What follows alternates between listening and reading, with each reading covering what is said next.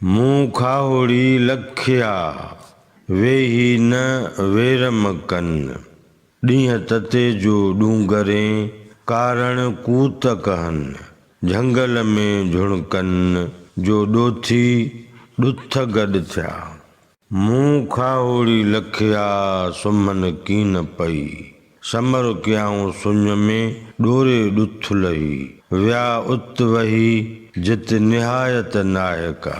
हवालो शाह जो रिसालो सुर खाहोड़ी दास्तान पहिरियों बैत 19 ऐं 20। इन्ही ॿिन्ही बैतनि जी मिसरनि जी जुदा जुदा सादी सम्झाणी। मूं खाहोड़ी लखिया वेही न वेरम कन। मूं खाहोड़ी सम्झा आहिनि उहे गफ़लत में अजायो वक़्तु नथा विञाइनि।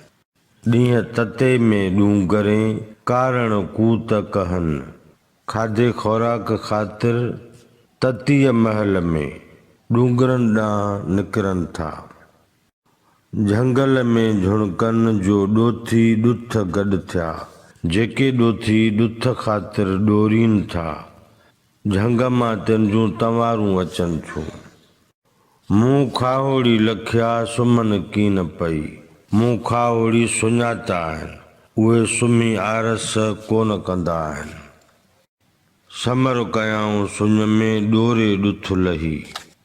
ॾुथ ॾोरे ॾोरे सुञ में समर गॾु कयो अथनि।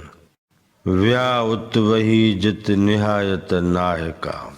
हू ओॾांहुं हलिया विया आहिनि जंहिंजी का इंतिहा किथे नथी सघिजे।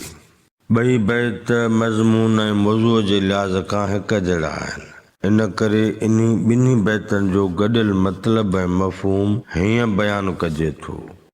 मूं खाहोड़ी लखिया वेही न वेरम कन। ॾींहं तते जो डूंगरें कारण कूत कहन।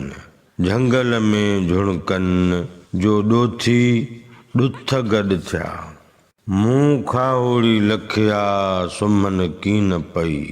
समर कयाऊं सुञ में ॾोरे ॾुथ लही। विया उत वही जित निहायत नायका।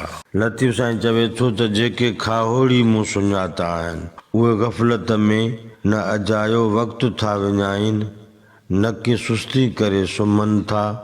खाध खुराक ख़ातिर ॾींहं तते जो ॾुथ ॾोरीनि था। सुञ रुञ में समर सहेड़ीनि था।